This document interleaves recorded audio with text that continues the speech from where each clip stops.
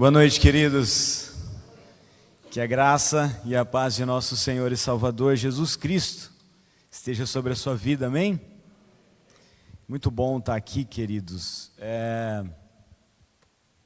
Eu tenho testemunhado, para os outros pastores do presbitério, e onde nós temos passado, eu e a Graciela e a Paulinha, que nós temos vivido um momento muito bom, porque a nossa primeira experiência, como no ministério pastoral, nós éramos muito jovens e nós não tivemos o acompanhamento que nós estamos tendo agora, e isso para a gente é um privilégio, tem sido muito bom. E nós temos recebido assim com tanto carinho, mas tanto carinho, que isso é algo que nos deixa até constrangidos, tamanho carinho que a gente tem recebido.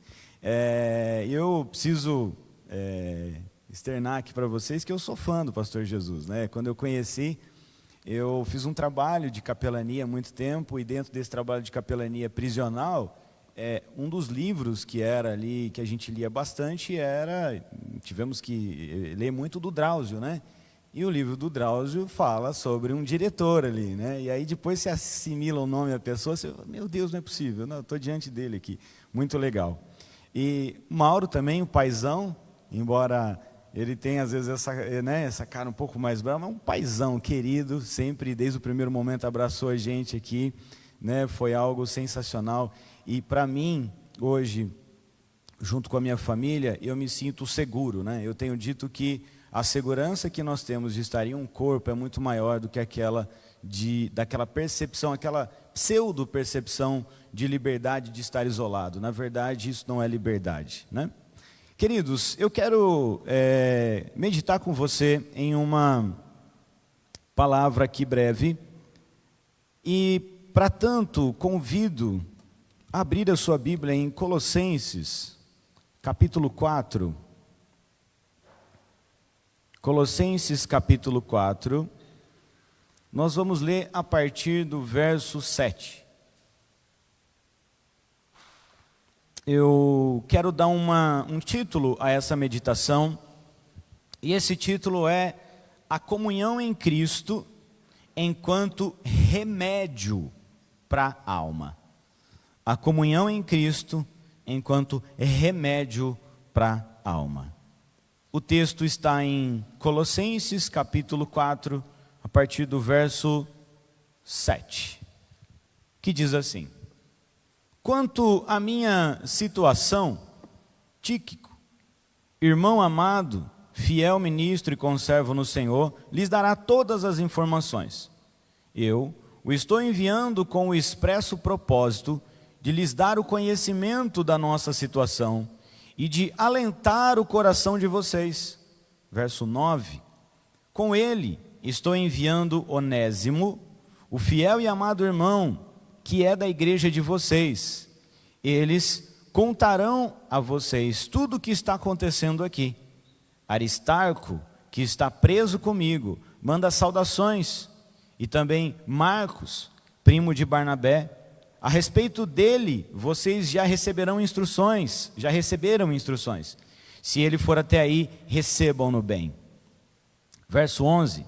Também Jesus, conhecido como Justo, manda saudações. Estes são os únicos da circuncisão que cooperam pessoalmente comigo pelo reino de Deus. Eles têm sido o meu consolo. Epáfras, que é da igreja de vocês, manda saudações. Ele é um servo de Cristo Jesus, que está sempre lutando por vocês em oração, para que vocês se conservem maduros e plenamente convictos em toda a vontade de Deus. E posso testemunhar a respeito de Epáfras, que de muito se empenha por vocês, pelos de Laodiceia e pelos de Herápolis. Até aqui, queridos.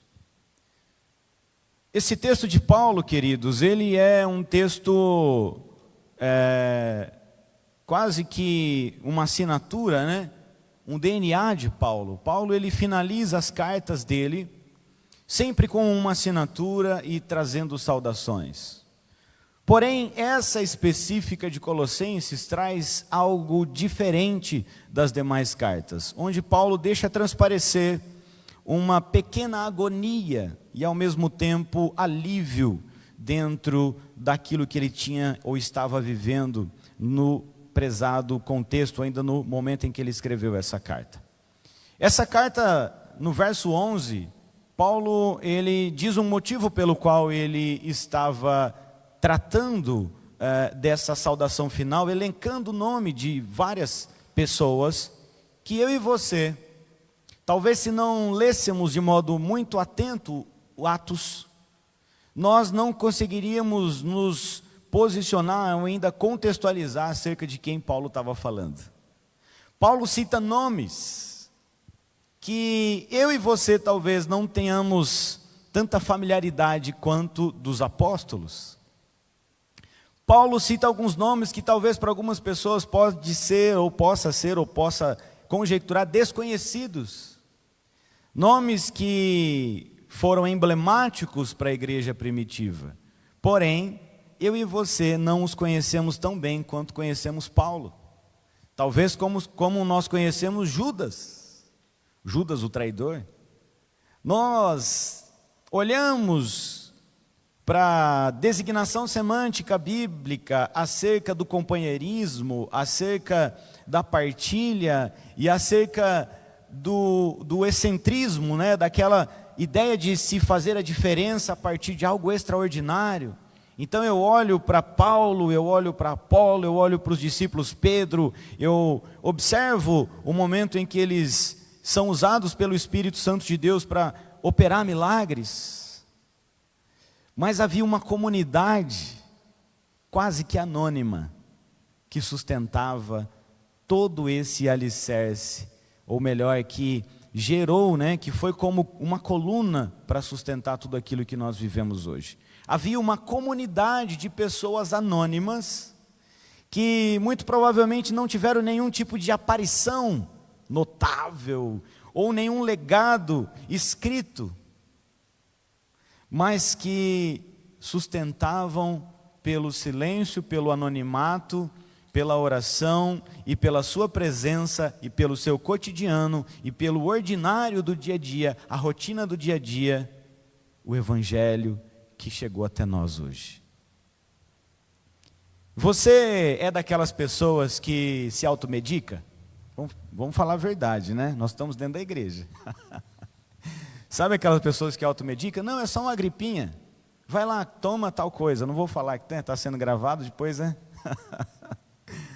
A gente tem uma lista, né? Dor de cabeça? Então toma tal. Ah, não, é dor de estômago? Não, então toma tal. Não, é uma gripe um pouco mais forte? Não, então tal. E aí todos nós temos um farmacêutico, né? Assim meio que, né? Brother, amigo ali, né? Se eu precisar, talvez, né? Pode ser que ele me ajude, né? Não sei.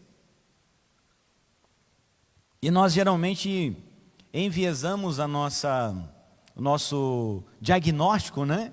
Autocentrado nos famosos, né? Então a gente vai nos remédios mais famosos, a gente vai lá naquele tal, aquele é bom.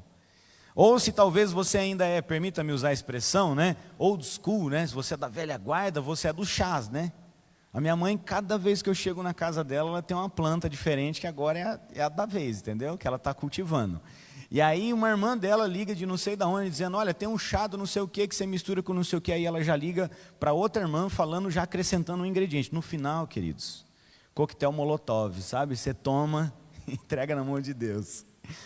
O fato é que nós temos essa característica de automedicar. E por que eu estou trazendo essa ideia para essa meditação? Porque lá no verso 11, quando Paulo fala sobre essas pessoas anônimas, quando Paulo começa a citar as pessoas que ele estava sendo grato e que as pessoas que estavam sustentando ele naquele determinado momento, quando ele começa a citar isso, no verso 11 ele diz assim, essas pessoas têm sido meu, na tua Bíblia talvez possa estar escrito assim, ou pode estar escrito assim, lenitivo. Essas pessoas têm sido meu lenitivo. Na minha aqui, eu li como consolo. Só que essa é uma palavra, queridos, na língua original, que ela traz uma ideia de um alento, ou ainda um ânimo e uma consolação, um conforto, por conta de uma medicação, por conta do alívio de dores, por conta de uma cura. Na verdade, essa palavra ela é traduzida nesse contexto como remédio. É como se Paulo estivesse olhando para essas pessoas anônimas e dizendo assim: eles têm sido o meu remédio. Agora, quando eu e você no nosso dia a dia, nós nos automedicamos, nós sempre vamos buscar o alívio naqueles remédios famosos, né? Você não fica desconfiado quando alguém diz assim, às vezes até um médico, né? Ele receita para você algo e você diz assim, mas esse remédio eu nunca vi falar, né? Esse aí eu não conheço, tem certeza, né? Esse remédio aí não sei não, né? Ou às vezes ele não te passa uma química, né? Ele te passa uma receita que você vai partilhar com um alimento, de modo que você trate de maneira natural. Aí você diz, mas será? Não sei não, isso aí está certo, isso daí, tem certeza? Porque nós estamos tão acostumados a lidar ou ainda dar ênfase, ou ainda a admirar aquilo que está posto sob uma perspectiva de um status, ou aquilo que de fato tem uma imagem, ou aquilo que de fato tem uma aparição notável, e que as outras pessoas digam, não, isso é bom, isso é bom, isso é bom. Nós fazemos isso com remédio e nós trazemos isso para a nossa vida como um todo. E às vezes nós olhamos para algumas situações e pelo fato de alguém ser desconhecido, você suspeita, né? Não, mas eu não conheço esse médico. Não, mas eu não conheço esse pastor. Não, mas eu não conheço esse autor. Não, mas eu não conheço esse policial, esse advogado, né? E pelo fato de não conhecermos, nós tecemos uma espécie de preconceito. Nós dizemos assim, mas será? Tem certeza, né? De onde vem essa pessoa? Alguém já ouviu falar? E o fato de termos esse comportamento muitas vezes nos coloca sob um pré-julgamento diante de situações e nós não conjecturamos o fato de que aquilo pode ser a solução enviada por Deus para nos abençoar naquele momento. Paulo coloca aqui alguns nomes que você vai ter que vasculhar um pouco a história da igreja primitiva e talvez ir lá em Atos para você compreender quem são eles. Da mesma forma, o texto bíblico, ele nos traz uma ideia de que Paulo está falando sobre o papel dos irmãos enquanto igreja. Se por um lado eu tenho Paulo trazendo a ênfase de pessoas até então anônimas ao evangelho, ou melhor, à igreja primitiva, por outro lado nós temos a ênfase da comunhão, de modo que por meio dela, o Espírito Santo haja, nos trazendo alento à alma e nos trazendo a manifestação do Evangelho. Esse é um contexto, querido, onde Paulo estava em prisão. Paulo se encontrava aprisionado e imagina que nesse momento de prisão ele encontra algo, né, uma motivação, uma inspiração para escrever, citar alguns nomes e dizer, olha, eu tenho dividido essa dificuldade, eu tenho dividido esse momento de dor com algumas pessoas e eles têm sido o meu remédio.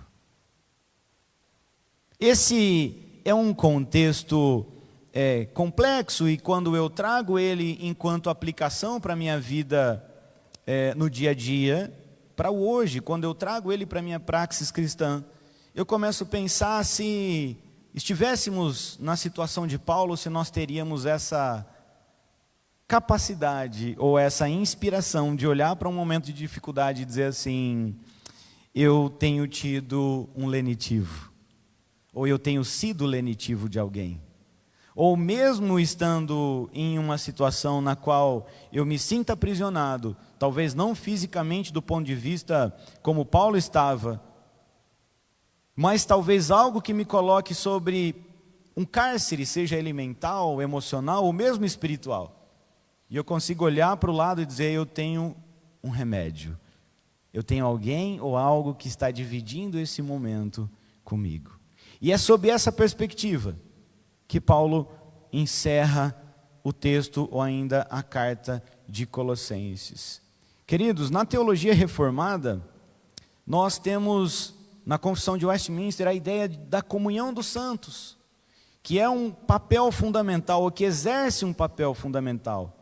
O presbítero Mauro estava falando aqui sobre o estar junto, sobre a comunhão, sobre o partilhar, e é sob essa perspectiva que nós somos lenitivos, é sob essa perspectiva que nós somos consolo e somos consolados. É sob essa perspectiva que nós permitimos que o Espírito Santo use pessoas para ser o nosso remédio e nos use para ser o remédio de outras pessoas. Agora, o que é um remédio? Paulo fala que eles estavam ali sendo consolo lenitivo. Mas o que é um remédio? Alguém aqui é da época do mentiolate? Daquele mentiolate laranja, né? Laranja, né? Que o espírito saía do corpo e depois voltava, né? Não é? Os remédios de hoje não são mais assim, né? E você estava andando, caminhando, tropeçava, arrancava um pedaço da unha, vinha a mãe com mentiolate. Você já sabia. Você ia encontrar Jesus, falar oi e voltar. Porque a dor, né? Agora, existem vários tipos de remédio. Existe o placebo, né? Que é aquele que tem cara de remédio, mas ele não faz nada, né? Ele só vem ali para... Talvez ele vai ativar a sua fé, mas ele de fato não tem uma pressão consciência, né? Química que vai de fato manifestar algo em você. Mas ele ativa a sua fé. Placebo é um comprimidinho que você toma dizendo, não, isso aqui vai me curar. E aí a sua fé faz com que o teu corpo entenda isso. Agora nós temos um analgésico, né, que é aquele que vai tirar a dor só. Ele só vai ali tirar a dor, né, dar uma maquiada, estou com uma dor assim e tal, ele vem dar só uma corrigidinha. Nós temos um antibiótico, por exemplo, que daí já é um pouco mais pesado, né? Ele já paga um preço maior, porque você vai ser curado, mas ele vai te dar um pequeno desconforto. Vai gerar um desconforto em você. Essa ideia de Paulo sobre a atuação do outro em comunhão e que me gera um remédio, ainda que me gera um tratamento, ainda que me traz cura, essa ideia nos traz toda essa dimensão da qual a teologia reformada fala sobre comunhão, porque comunhão é o partilhar das nossas vulnerabilidades no dia a dia. Calvino, em seu comentário sobre Gálatas, capítulo 6, verso 2, né, ele destaca que a maturidade é parte essencial da vida cristã e ela é demonstrada na ação do Espírito, do poder do Espírito Santo, quando nós entendemos que nós somos remédio uns dos outros. Para eu tomar um remédio, eu preciso estar aberto, né? Eu preciso dizer, não, de fato, eu estou com muita dor de cabeça, se eu não tomar um remédio eu vou desmaiar. Eu preciso me colocar em estado de vulnerabilidade, de modo que eu diga, não, eu preciso tomar esse remédio. Todas as vezes que eu me coloco em um relacionamento com o outro, dentro da comunidade, que eu digo, eu estou aberto e em estado de vulnerabilidade, para que a partir das minhas fraquezas, né, a partir do outro eu seja aperfeiçoado, nós temos a ação do Espírito Santo de Deus nos moldando e nos trazendo uma nova realidade. Eu quero elencar aqui, queridos, a partir dessa meditação que Paulo nos deixa, pelo menos 3 elementos que Jesus nos traz, que Jesus nos coloca como sendo não apenas um alimento, mas um remédio, e que ele cria uma paráfrase dizendo que nós somos. O primeiro alimento é quando Jesus olha e diz assim, vocês são o sal. Eu tenho uma formação em gastronomia, né, professor universitário de gastronomia, e o sal ele é intrigante. O sal é uma coisa que ele sempre me intrigou, porque é uma coisa muito simples hoje para nós, né? Mas ele já foi moeda e o seu primeiro uso foi como remédio, pela sua capacidade de limpeza, de asepsia, pela sua capacidade de incorruptibilidade. Então o sal ele era colocado sobre feridas para que estancasse o sangue, para que potencializasse ali a coagulação da ferida e para que não desse infecção. Mas você já jogou sal numa ferida? Você está com um cortinho na mão e você vai lavar alguma coisa ali, uma salada, e aí tem sal na água. O que acontece? Pensa numa dor. Porque o sal, ele penetra profundo. Ele vai aonde ele tem que ir. E ele tem essa capacidade, né, de asepsia, mas para isso ele cobra um preço, que é aquela dor momentânea de mexer na ferida. Esse é o primeiro ponto. Quando Jesus ele fala assim, vocês são sal. Jesus está falando que, da mesma forma como o sal tem as suas propriedades curativas, tem as propriedades de conservação e de tempero, o nosso papel, sendo lenitivo uns dos outros, é de ser o sal. É de sermos sal. E de que forma nós seremos sal? Em primeiro lugar, partindo do princípio de que, conservando o Evangelho, nós seremos o remédio para as feridas uns dos outros. Por outro lado, eu preciso estar aberto para receber o sal nessa ferida, porque vai machucar, vai expor, e muitas vezes vai doer, e eu vou ter que olhar e dizer, poxa, está doendo muito esse sal que você está colocando aqui para mim, mas é preciso, é necessário. Como tem sido o nosso relacionamento em comunidade? Esses dias falávamos em um grupo e dizíamos o seguinte: a sociedade, ela fala da boca para fora que ela quer relacionamentos que tenham de fato a verdade como fundamento. Só que ela não aceita a verdade do modo como deveria ser engendrada. A verdade, você pode dizer a verdade, desde que ela venha de maneira fofa.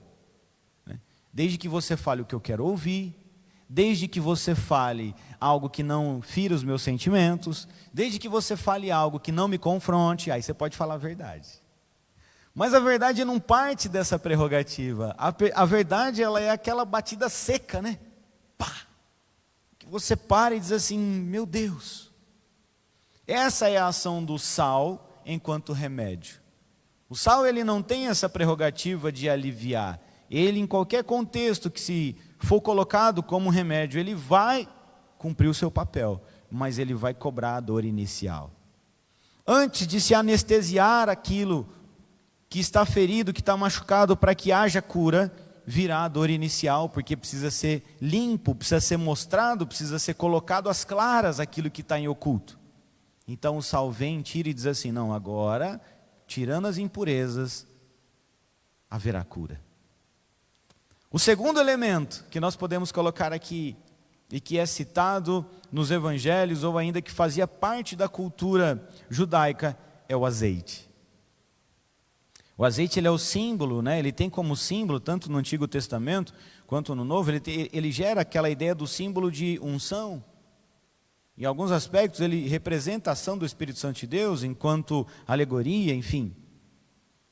E o azeite, queridos, eu não sei se você sabe qual é a função dele na gastronomia, né? Mas o azeite, nós chamamos ele é o elemento de ligação, ele é o elo. Você já percebeu como que a gente faz, ou se você gosta, né, de churrasco, como que a gente faz vinagrete, né? Ou molho de salada, é limão, sal e azeite. Aí você vai fazer um molho de salada diferente, você quer colocar uma fruta, você vai usar o azeite, o morango e o sal. Você quer regar ele num pão francês ou num pão italiano, em que você vai colocar uns frios ou alguma coisa do tipo, você coloca o azeite. Porque o azeite, ele é o elo. O azeite, ele equilibra as relações. O azeite, ele pega o que um tem de melhor, o que o outro tem de melhor, e ele equilibra, de modo que todo mundo fica igual. Junto com o azeite, não há discrepância. Ele consegue equilibrar os elementos, de modo que as nossas percepções sensoriais, as nossas células, elas percebam aquilo de modo prazeroso, sem oscilações. Agora, o azeite, ele também era usado para ungir machucados e feridas na época de Jesus. Tinha inclusive unguento, que muitas vezes era adicionado, né, azeite e outros elementos para que fosse tratado feridas. Era o sal, era o azeite. O azeite também era usado para limpeza, porque ele tinha esse aroma maravilhoso. Então, uma vez que você chegava em uma casa, andando, às vezes descalço, andando de sandália, e alguém vinha lavar os seus pés para que você sentasse à mesa, eles ungiam a sua cabeça com óleo, né, com azeite, e também os pés, para que houvesse aquele cheiro maravilhoso, né? Imagina você sentado no chão, do lado de alguém com o pé sujo, frente à mesa. Não ia dar muito certo. Então, era parte cultural. Então, o Evangelho, né, a Bíblia, traz esses elementos e diz assim: nós também temos esse papel fundamental na vida da comunidade, na vida uns dos outros. O azeite, ele é esse elemento de ligação, assim como eu e você devemos ser e devemos ter esse comportamento de elo na comunidade. Nós devemos, a exemplo do que Paulo fala, ser o lenitivo, é aquele que se coloca como difusor ou ainda intermediador, ou aquele ainda que é o elo, a referência. Eu não vou criar ou ainda gerar confusão dentro da comunidade, mas eu vou ser aquele que junta pessoas, é aquele que diz: não é assim, você pensou errado, ele é diferente, vem cá, vem comigo que você vai ver que ele é diferente. Então juntos nós vivemos o melhor de cada um. Sabe aquele amigo que você tem, que ele te apresenta todo mundo? É aquele cara que é o rei do network, né? Ele sabe demais, ele tem um amigo que é assim. É isso. Esse é o papel do azeite nas nossas feridas, né? É quando ele vem para deixar leve as relações.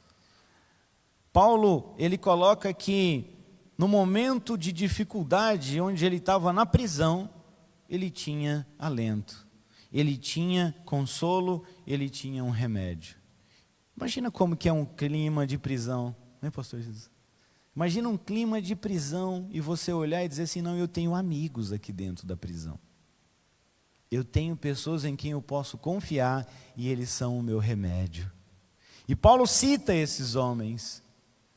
Esses homens eram o azeite, era o elo, criava esses elementos, de modo que Paulo não apenas se sentia confortável, mas cumpria a sua missão dentro da prisão, pregando o Evangelho.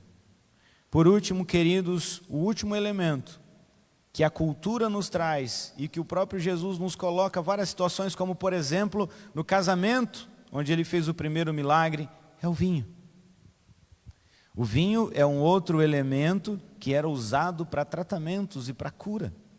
O vinho, ele tinha inclusive o caráter de tratar o estômago, né?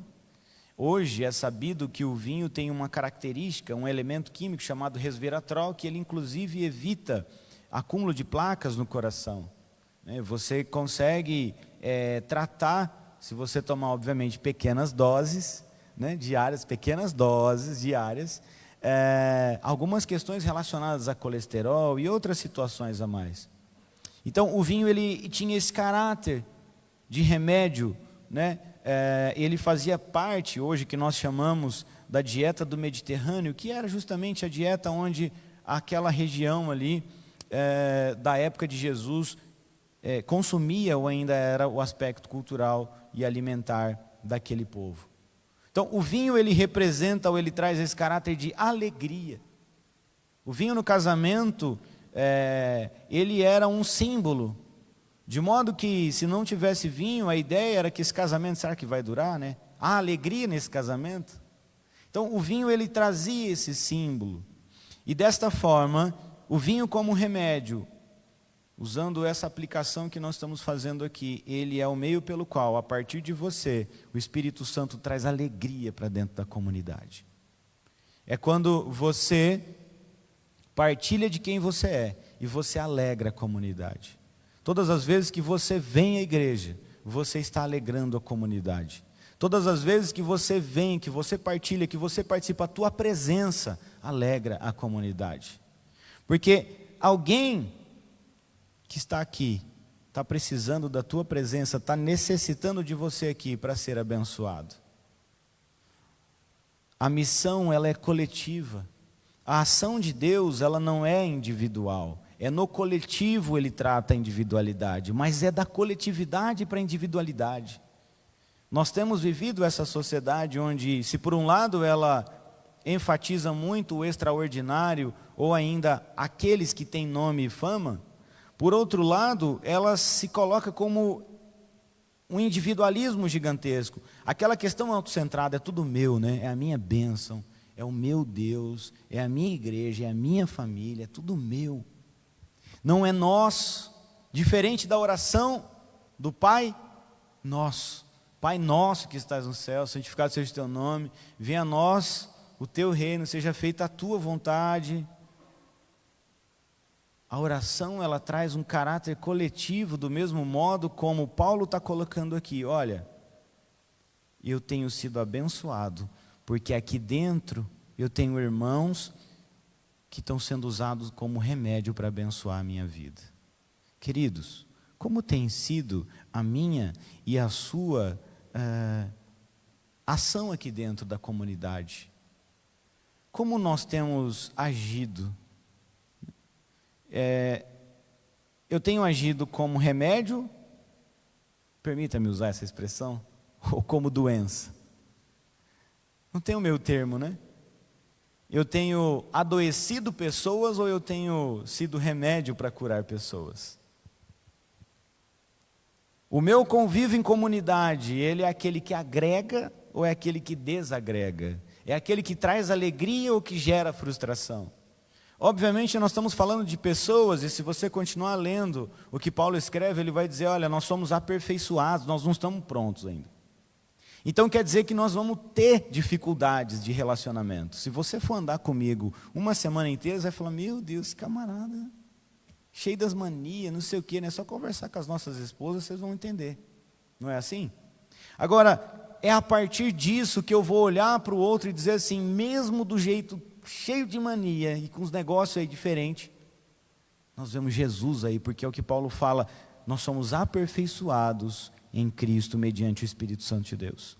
Então, a ação do Espírito Santo de Deus, mediante Cristo, ela vem nos trazer um remédio para a nossa alma.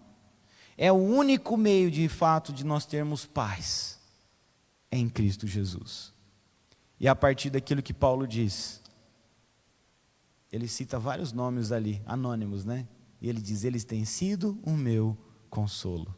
Quem tem sido o seu consolo aqui, queridos? E você, tem sido consolo de alguém? Como é que tem sido essa caminhada? Nós temos sido consolo lá no nosso trabalho? Nós temos sido consolo no bairro onde a gente mora? Na cidade onde nós estamos aqui, nós temos sido consolo?